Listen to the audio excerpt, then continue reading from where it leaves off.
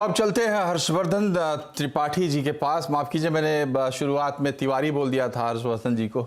तो हर्षवर्धन जी जो बात कर रहे हैं आशुतोष जी कि ये सबसे बड़े सूत्रधार बन सकते हैं, एक आशा जगती है विपक्षी एकता को लेकर। आज ममता बनर्जी ने कहा पश्चिम बंगाल में कि खेला होगा, नीतीश जी हमारे साथ है, हेमंत का नाम उन्होंने लिया, अखिलेश जी का नाम लिया। क्या नीतीश को इतनी स्वीकार्यता मिलेगी? हमने तस्वीरें भी बहुत देखी, विपक्ष के खेवनहार बनने वाले हैं नीतीश कुमार।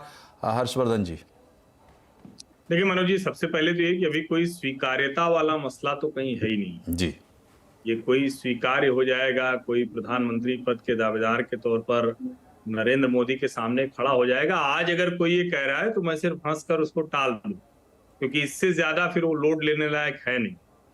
लेकिन हाँ, ये जरूर है कि नीतीश कुमार के आने के बाद एक जिसको हम कहते हैं ना कि थोड़ा सा नई रंगत हो गई है, थोड़ा सा लोगों को लगने लगा कि हाँ ये नीतीश हैं जो कुछ कर सकते हैं।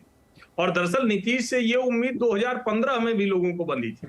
जब 2014 में नरेंद्र मोदी आए तो उसके बाद उनको लगा कि अगर नीतीश आ जाए तो एक विपक्षी एकता कर सकते हैं, एक समाजवादी चेहरा है, जेपी आंदोलन से निकले हुए हैं।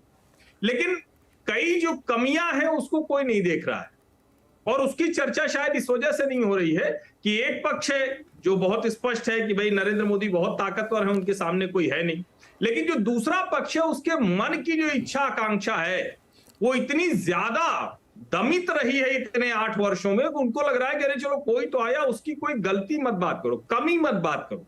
लेकिन मुश्किल यहां है कि कमियों पर तो बात होना शुरू हो गई। मैं इसके पहले भी आवाज अड्डा में भी कह चुका हूं कि नीतीश कुमार अगर सचमुच कोई रणनीति के तौर पर ये शुरुआत करते तो आज वो भारत जोड़ो यात्रा में राहुल गांधी के साथ होते, नंबर 1। नंबर 2, ये मेरा मानना है कि उनकी जो पूरी राजनीति रही है वो लालू यादव विरोध पर रही। कोई कुछ भी कह ले, आज कोई कुछ कह ले, आज वो वहां से निकलते हैं तब लालू जी के चरण छू के निकलते हैं, लौट के जाते हैं तो फिर लालू जी से मिल के आते हैं।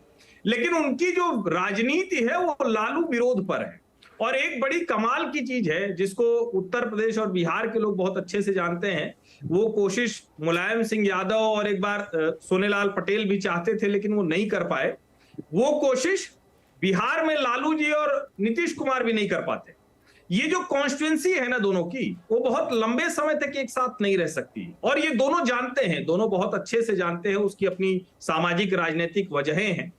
अब सवाल यह है कि क्या नीतीश कुमार जो तीसरे नंबर की पार्टी है बिहार में, क्या उनकी ये हैसियत बनेगी? और अगर सिर्फ इस लिहाज से कहें कि वो मोदी के साथ थे, भाजपा के साथ थे, तो फिर तो इस लिहाज से उद्धव ठाकरे भी बहुत बड़े नेता हो जाएंगे, हेमंत सोरेन भी बहुत बड़े नेता हो जाएंगे, ममता जी भले इधर न रही हो लेकिन वो भी भाजपा के साथ रही। मुझे लगता है कि बेसिक्स पहले दुरुस्त करना पड़ेगा विपक्ष को, कि कोई मोदी के साथ रहा है और सरकार तोड़कर चला गया, अगर इस वाले पैमाने पर जाएंगे तब तो फिर यहां बहुत पिटने वाले हैं। मुझे लगता है कि अभी आप सिर्फ इसको इस तरह से बात कीजिए कि एकदम निराशा के गर्त में डूबा हुआ विपक्ष, एकदम जो माहौल था उसमें एक थोड़ी सी उम्मीद की टिमटिमाती सी रोशनी है। अभी बहुत कुछ करना बाकी है। बड़ा अवसर था कि वो राहुल गांधी के साथ भारत जोड़ो यात्रा में जाते, दूसरे नेताओं को भी तैयार करते, वो अवसर उन्होंने खो दिया है।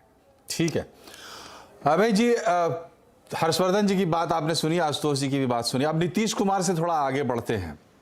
जो बात हर्षवर्धन जी कह रहे हैं कि एक तरफ तो विशाल चट्टान खड़ा है, पूरी दुनिया देख रही है, दूसरी तरफ जो खेमा है, खेमा मतलब सिर्फ नेताओं की बात नहीं है, लोकतंत्र में मालिक तो जनता ही है, ट्रस्टी जनता ही है, चाहे पार्टी कोई भी हो। वहाँ निराशा है। मौजूदा परिस्थिति में नीतीश कुमार के आ जाने से या नहीं आने से, या ममता बनर्जी के ये बयान देने से, या भारत यात्रा शुरू हो जाने से देश के अलग अलग हिस्सों में जो कुछ भी हो रहा है, वो जो कॉन्स्टिट्यूएंसी है, वो जो सेगमेंट है जो बीजेपी के अगेंस्ट है, उसको कितनी राहत, कितनी उम्मीद मिलती हुई आप देखते हैं? देखिए, मैं तो विपक्षी एकता का इंडेक्स कैसे नापा जाए, मेरी चिंता तो इस बात को लेकर है। देखिए, पिछले बार चुनाव में समाजवादी पार्टी और बहुजन समाज पार्टी एक हो गए थे, उन्होंने आपस में एकता कर ली थी। जी जी। और तो तमाम सेफोलॉजिस्ट का भी मानना ये था कि कम से कम ये लोग भारतीय जनता पार्टी को 30 से लेके 40 सीटों का नुकसान पहुंचा सकते हैं। लेकिन अंततः तो उनकी जो एकता थी उत्तर प्रदेश में कामयाब नहीं हुई। 2 दल जरूर मिल गए थे लेकिन उनका जो जनाधार था वो भी नहीं मिला, और उनके मिलने से दूसरे जो सामाजिक समूह भाजपा के खिलाफ वोट कर सकते थे, वो भी कुछ चौंके और वो अलग हो गए, तो उसका फायदा कुछ भी नहीं हुआ। और जो विशुद्ध नतीजा ये निकला कि विपक्षी एकता का इंडेक्स उत्तर प्रदेश में दो बड़े गैर विपक्षी दलों के मिल जाने के बावजूद भी मेरे ख्याल से 10 या 20% से ऊपर नहीं जा पाया। अच्छा, मोदी जी का ये सौभाग्य है कि 2014 में और फिर 2019 में जिस चीज को मैं विपक्षी एकता का सूचकांक कह रहा हूं, इंडेक्स कह रहा हूं, वो कभी भी 10 या 15% से ऊपर नहीं गया। इसीलिए 40% तक मोदी जी का वोट कभी भी नहीं पहुंचा और उन्हें पूर्ण बहुमत प्राप्त होता रहा है, क्योंकि जो उनके भाजपा के विपक्षी वोट जो है वो लगातार बढ़ते रहे हैं। जब जब कांग्रेस को पूर्ण बहुमत प्राप्त हुआ आजादी के बाद से और आखिर तक, मैं जब कांग्रेस ने गठजोड़ सरकारें बनाई उसके बारे में नहीं कह रहा हूं, जब जब कांग्रेस को पूर्ण बहुमत प्राप्त हुआ है उसके वोट हमेशा भाजपा को दो जो पूर्ण बहुमत प्राप्त हुए हैं उससे काफी ज्यादा रहे हैं। इस मामले में भाजपा कांग्रेस के अच्छे दिनों से काफी अभी भी पीछे है। अगर विपक्षी दल वास्तव में अपनी यूनिटी का इंडेक्स बढ़ा लें, 50% या 70% के इर्द गिर्द ले जाएं, तो भाजपा को चुनाव जीतने में काफी मुश्किलों का सामना करना पड़ेगा। जितनी आसानी से मोदी 2 बार चुनाव जीत गए हैं, वो चुनाव नहीं जीत पाएंगे। अब समस्या ये है कि ये काम होगा कैसे?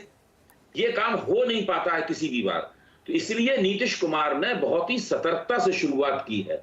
वो केवल अभी टटोल रहे हैं और वो देख रहे हैं कि आखिरकार सब लोगों का मन क्या है, परिस्थिति क्या है। अगला लोकसभा चुनाव होने में काफी देर है। अभी कोई कह नहीं सकता कि विपक्ष की एकता की संरचना दरअसल क्या होगी। अभी इस तरह से कई बार लोगों का मन टटोला जाएगा। अभी विधानसभा चुनाव होंगे जहां पर विभिन्न पार्टियां क्षेत्रीय स्तर पर एक नहीं हो सकती, उनकी आपस में, उनके राजनीतिक हित आपस में टकराते हैं। जब विधानसभा चुनाव भी हो जाएंगे, उसके बाद जो राजनीतिक नजारा बनेगा और राजनीतिक शक्तियों के जो समीकरण होंगे, उन समीकरणों के आधार पर लोकसभा चुनाव के लिए विपक्षी एकता का कोई सूचकांक बनेगा। तब हम लोगों को आकलन करना चाहिए कि ये सूचकांक किस किस्म का होगा। जी, लेकिन एक सूचकांक तो है लोगों के मन में। अब वो कहाँ है, कितना बढ़ा कितना घटा, इसका असेसमेंट जैसा आप कह रहे हैं कि राज्यों के चुनाव का इंतजार करना चाहिए और उसके बाद शायद उसमें ज़्यादा स्पष्टता आएगी। संजीव जी, आपसे हम ये जानना चाहेंगे कि उम्मीद की किरणें कहाँ दिखाई देती हैं? देखिए, ये जो लोग भी आ रहे हैं सामने विपक्षी एकता को लेकर और जिनसे उम्मीदें बांधी जा रही हैं, आधार ये है कि अपने अपने राज्य में वो कंफर्टेबल है, मजबूत हैं मोदी जी के होने के बावजूद, मोदी जी के जाने के बावजूद। तो इस आधार पर उनको लोग वेट दे रहे हैं, चाहे विश्लेषक हो और चाहे लोग हों। लेकिन मेरा बड़ा सवाल ये है कि वो जिसकी बात हम करें कि एक जो फैक्शन है जो कि इस सरकार के विपक्ष में है और इस सरकार के जो समर्थक है या इस सरकार में बैठे हुए लोग भी ये बात कहते हैं, चाहे औपचारिकता के लिए कहते हो कि विपक्ष बहुत ज़रूरी है। सवाल ये है कि वो आशावाद कहाँ से निकलेगा संजीव जी? वो चीज़ें क्या आप देख पा रहे हैं? बड़ा स्पेक्ट्रम है आपका भी इंडियन पॉलिटिक्स को लेकर, तो आप क्या कुछ वाकई देख पा रहे हैं कि ये पॉजिटिव दिशा में बढ़ेगा? देखिए, मेरे से पहले आशुतोष, हर्षवर्धन जी, शरद प्रधान, अभय दुबे, जिन्होंने सबने जो बातें कही उससे कि सभी बातें सही हैं अपनी अपनी जगह। मुद्दे की बात क्या है? मुद्दे की बात यह है कि आज से 15-20 दिन पहले आप ये चर्चा ही नहीं करते, है ना। 2024 का चुनाव एक क्लोज चुनाव था। सब जगह बात ये थी कि बीजेपी 303 से ज्यादा लाएगी तो कितनी लाएगी, कैसे लाएगी, क्या होगा। तो मतलब 2024 का चुनाव लोगों ने उसका एक तरह से परिणाम भी निकला हुआ मान लिया था। अब जो बिहार का घटना चक्र हुआ है, उससे सिर्फ अभी तक एक नई चीज हुई है कि 2024 का चुनाव कई विश्लेषकों और मैं उसमें शामिल हूं की नजर में खुल गया है। अब वो कितना खुला है, कितना क्लोज होगा, देखिए जो स्थिति आज है, जिस दिन हम बात कर रहे हैं 9 सितंबर 2022 को, और मार्च अप्रैल 2024 की स्थिति जमीनी क्या होती है उसका तो हम आज आकलन नहीं कर सकते। लेकिन अगर आज चुनाव होता है, कल चुनाव होता है, तो 2024 का चुनाव खुल गया है और उसका कारण बड़ा स्पष्ट है। अब बिहार के अंदर 40 में से कोई, मुझे नंबर एग्जैक्ट ध्यान नहीं, आप मुझे करेक्ट कर दीजिएगा, 38 के 38, 39, 37 से इतनी सीटें थी, 90% से ज्यादा एनडीए की सीट थी, मोदी जी एंड नीतीश कुमार कॉम्बिनेशन की। जी जी। नीतीश कुमार को आप तीसरे नंबर का खिलाड़ी मान लें, 5वें नंबर का खिलाड़ी मान लें बिहार में, लेकिन वो एकमात्र नेता है बिहार में और देश में जो अपने राज्य में किंग भी है और किंग मेकर भी है, वो जिसके साथ खड़ा हो जाता है उसकी सरकार बन जाती है, चाहे वो लालू के साथ खड़ा हो, क्योंकि वहां का वोटों का समीकरण और एक गणित इस तरह से बैठी हुई है कि उनके पास जो 8, 9, 10, 11, 12% वोट है वो निर्णायक हो जाता है। महादलित, कुर्मी, बैकवर्ड, ओबीसी, मतलब जो भी जी। तो अगर बिहार का गेम पलटता है तो फिर बीजेपी के लिए एक चुनाव चुनौतीपूर्ण बन जाता है 2024। अब वो पलटेगा कि नहीं पलटेगा, ये मैं और आप हम पूरी रात बैठ लें और 2024 तक बैठ लें तब भी नहीं उसका उत्तर ढूंढ सकते। जी जी। सो बिहार में गेम हो गया है, उसका कितना नतीजा निकलेगा, लेकिन आज की तारीख में कोई भी समझदार तो मुझे नहीं कहना चाहिए क्योंकि जो मेरे से सहमत होंगे वो कोई नासमझ थोड़ी है, जी जी। लेकिन मेरी समझ में कम से कम आज की तारीख में मुझे नहीं लगता कि अगर आज की जमीनी स्थिति 2024 के चुनाव में बरकरार रहती है तो किस तरह से बीजेपी 300 पार करेगी।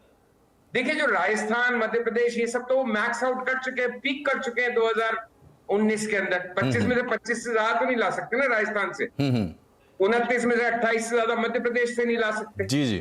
छत्तीसगढ़ में 11 में से 9 या 10 से ज्यादा नहीं ला सकते। जी।